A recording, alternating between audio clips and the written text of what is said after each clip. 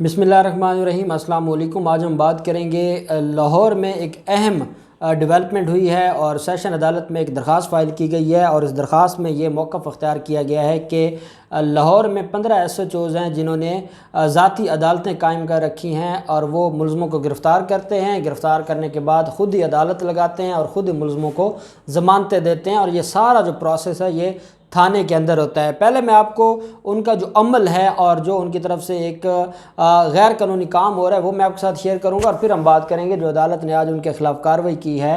اور یہ وہ پولیس افسران ہیں جو اپنے آپ کو ہمیشہ یہ سمجھتے ہیں کہ بس وہی سارا کچھ ہے، اس کے علاوہ کچھ نہیں ہے۔ تو اب ان کی مشکلات میں کیسے اضافہ ہوا ہے اور کیسے یہ معاملہ اب خرابی کی طرف جا رہا ہے ان کی حد تک، اس کی ڈیٹیلز میں آپ کے ساتھ شیئر کروں گا۔ ہوتا کچھ اس طرح سے ہے کہ بابر ایڈوکیٹ صاحب ہیں، بابر علی ایڈوکیٹ صاحب، وہ آج ایک انوکھی درخواست فائل کرتے ہیں سیشن عدالت میں۔ اس میں یہ موقف اختیار کیا جاتا ہے۔ ایک بات میں آپ کو قانونی سمجھا دوں کہ ہمارے ہاں دو طرح کے اوفینسز ہوتے ہیں، ایک بیلیبل اوفینس ہے اور ایک نان بیلیبل اوفینس ہے۔ یہ پاکستان پینل کوڈ کے اوفینسز ہیں جو تعزیرات پاکستان میں آتے ہیں، اور یہ کہاں سے پتہ چلتا ہے کہ کون سا اوفینس بیلیبل ہے یا نان بیلیبل ہے؟ تو یہ CRPC جو ضابطہ فوجداری ہے اس کا جو شیڈول ہے، شیڈول میں باقاعدہ ایک پورا وہ جو ہے وہ چارٹ بنا ہوا ہے، اور جس میں لکھا ہوا ہے فار ایگزامپل سیکشن 302 ہے جو مرڈر کی سزا ہے، تو اس کے آگے لکھا ہوگا کہ وہ نان بیلیبل ہے۔ اگر 376 ہے ریپ کی تو اس میں آگے لکھا ہوگا وہ نان بیلیبل ہے۔ تو یہ کوئی ایسی سائنس نہیں ہے کہ کیسے پتہ چلے گا کہ کون سا اوفینس بیلیبل ہے یا نان بیلیبل ہے۔ یہ ضابطہ فوجداری میں ہر اوفینس کا آگے ڈیفائن کیا گیا ہے کہ وہ بیلیبل ہے، نان بیلیبل ہے، کمپاؤنڈیبل ہے، نان کمپاؤنڈیبل ہے، وہ کوگنیزیبل ہے، نان کوگنیزیبل ہے۔ یا لیگل ٹرمینالوجیز ہیں جو کرمنل لاء کو سمجھنے والے لوگ ہیں وہ اس بات کو سمجھیں گے۔ اب اس میں کیا ہوتا ہے کہ جو بیلیبل اوفینسز ہوتے ہیں وہ اوفینسز جن کو ہم کہتے ہیں کہ وہ مائنر اوفینسز ہیں اور جن کی بہت تھوڑی سزا ہوتی ہے، تو ان اوفینسز کا اختیار ہے متعلقہ SHO کے پاس کہ وہ شخصی ضمانت لے کر ملزموں کو رہا کر سکتا ہے گرفتاری کے بعد، اور وہ شخصی ضمانت کی بنیاد پر ان کو رہا کر سکتا ہے۔ اس میں کیا ہوتا ہے کہ مچلکے اس طرح جمع نہیں کروائے جاتے اور عدالتی پروسیس نہیں ہوتا۔ یا اگر وہ بیلیبل اوفینس ہے اور ملزم کو لے کے گئے ہیں عدالت میں پیش کرنے کے لیے، کیونکہ 24 گھنٹوں کے اندر اندر ملزم کو عدالت میں پیش کرنا ہوتا ہے، تو جب مجسٹریٹ کے سامنے، علاقہ مجسٹریٹ کے سامنے پیش ہوتے ہیں تو ملزم پھر عدالت کے سامنے یہ کہہ دیتا ہے کہ جناب یہ بیلیبل اوفینس ہے، مجھے ضمانت دی جائے، تو عدالت اسی ریمانڈ پیپر پر، جو ریمانڈ پیپر آتا ہے اسی پر ضمانت لکھ دیتی ہے، تو اس کے لیے بھی الگ سے بیل کی درخواست نہیں دینی پڑتی۔ یہ بیلیبل اوفینسز ہیں، اور انڈر سیکشن 496 CRPC کے تحت بیلیبل اوفینسز میں بیل ہوتی ہے۔ اب اس میں کیا ہوتا ہے کہ SHO کے پاس بیلیبل اوفینسز میں تو چلیں اختیار تھا، لیکن نان بیلیبل اوفینسز میں ان کے پاس کوئی اختیار نہیں ہے۔ نان بیلیبل اوفینسز کا اختیار صرف عدالتوں کے پاس ہے، جو متعلقہ عدالت ہوگی۔ اگر بندہ نان بیلیبل اوفینس کا ملزم ہے اور اس نے انٹرم بیل کروانی ہے ضمانت قبل از گرفتاری، تو وہ سیشن عدالت ڈائریکٹ جائے گا۔ اگر وہ گرفتار ہو گیا اور پوسٹ اریسٹ بیل ہے تو پھر یہ دیکھا جائے گا کہ کیا وہ جو اوفینس ہے وہ ٹرائیبل بائی مجسٹریٹ ہے یا ٹرائیبل بائی سیشن ہے۔ اگر تو وہ اوفینس جس کا ٹرائل مجسٹریٹ کے، اچھا یہ چیز بھی آپ کے CRPC میں لکھی ہوئی ہے کہ کس اوفینس کا ٹرائل مجسٹریٹ کی عدالت میں چلے گا اور کس کا ڈائریکٹ ٹرائل چلے گا سیشن عدالت میں۔ تو وہ اگر جو اوفینس ہے اس کا ٹرائل چلے گا مجسٹریٹ کی عدالت میں، تو آپ مجسٹریٹ کی عدالت میں پہلا جو ضمانت ہے وہاں پر آپ فائل کریں گے، اور اگر وہ ٹرائل ہوگا جیسے 302 کا ہے تو وہ آپ فائل کریں گے ڈائریکٹ جو پوسٹ ریسٹ بیل ہے وہ سیشن عدالت میں۔ اب ان تھانے داروں نے کیا کیا، ان SHOs نے کیا کیا، انہوں نے اپنے تھانوں میں عدالتیں لگا کے نان بیلیبل اوفینسز میں ضمانتیں بھی لے رہے ہیں، ان سے مچلکے بھی لے رہے ہیں اور ان کو ضمانتیں دے رہے ہیں اور آرڈر جاری کر رہے ہیں۔ یہ ایک ڈرامہ تھا اور اتنا بڑا غیر قانونی کام، اور انہوں نے پولیس اسٹیٹ بنا دیا پورے نظام کو، اس پر اصل میں یہ کارروائی ہوئی ہے۔ اس میں یہ کہا گیا ہے کہ لاہور کینٹ کے یہ 15 تھانے ہیں، ان کے SHOs نے تھانے کے اندر اپنی عدالتیں لگا رکھی ہیں۔ درخواست میں لکھا گیا ہے وہ جرم جو ناقابل ضمانت جرم ہے، جن میں تھانے کے SHO کو ملزم چھوڑنے کا اختیار نہیں ہے قانون کے مطابق، انہوں نے تھانوں کے اندر اپنی عدالتیں لگا کر ملزمان کو مچلکوں پر چھوڑ رہے ہیں۔ مچلکے کس کو کہتے ہیں؟ شورٹی بانڈ جو عدالت میں جمع کروائی جاتی ہے۔ عدالت کو بتایا کہ جو جرائم ناقابل ضمانت ہیں ان میں پنجاب کرایہ داری ایکٹ، پرائز کنٹرول ایکٹ، اسلحہ آرڈیننس دفعہ 44، kite act, sound system act, قمار بازی امتناعی منشیات ایکٹ اور لوکل گورنمنٹ آرڈیننس شامل ہیں۔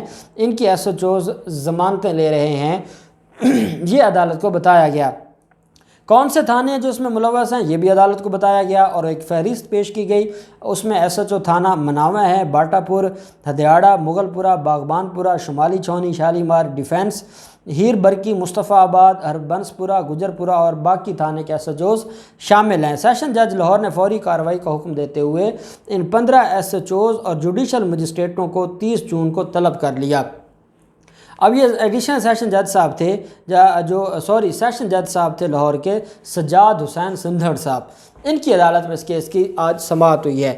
عدالت نے کہا ہے کہ اس میں صرف ہم ایس ایچ اوز کو نہیں بلائیں گے، جو علاقہ مجسٹریٹ ہے، جو جوڈیشل مجسٹریٹ ان کو بھی بلائیں گے کہ کیا ان کی پرمیشن سے ہو رہا ہے، یا جن کو ضمانتیں دی جاتی ہیں ان کو باقاعدہ عدالت میں پیش کیا جاتا ہے، یا اس طرح کی کوئی خاص طرح کا جو حکم نامہ ہے وہ جوڈیشل مجسٹریٹ نے جاری کیا ہوا ہے کہ جو آپ کو لگے اس طرح کا offense ہو تو ادھر بیٹھ کے آپ ضمانتیں دی جائیں، عدالتوں میں رش نہ کریں۔ سیشن جج صاحب نے کہا کہ کوئی ایسا معاملہ ہے، کچھ ایسا ہو رہا ہے تو وہ ہمیں بھی پتہ چلے، اگر ایسا نہیں ہے اور جہاں قانون اس بات کی اجازت نہیں دیتا تو وہاں یہ کیسے اس طرح کا کام کر سکتے ہیں اور کیسے ان سارے معاملات میں یہ انوالو ہو سکتے ہیں۔ اب جو یہ جو ایس ایچ اوز ہیں ان کا کام کیا ہے؟ لوگوں کو گرفتار کرتے ہیں، گرفتاری کے بعد پہلے تو ان کو تفتیش کے نام پر پیسے پکڑتے ہیں، ان سے پیسے لیتے ہیں، پھر انہوں نے آگے اپنے وکلاء کی بھی ایک پوری ٹیم رکھی ہوئی ہے، چاہے وہ جعلی ہیں یا اصلی ہیں یا جو بھی ہے، وہ کہاں سے پڑھ کے آئے ہیں، کیسے ڈگریاں لی ہیں، یہ تو الگ معاملہ ہے، لیکن وہ ایس ایچ اوز کے ساتھ مل کر یا پولیس تھانوں کے ساتھ مل کر وہ کام کرتے ہیں، اور یہ آپ کو چھوٹی کچہریوں میں نظر آتے ہیں۔ وہ کیا کرتے ہیں؟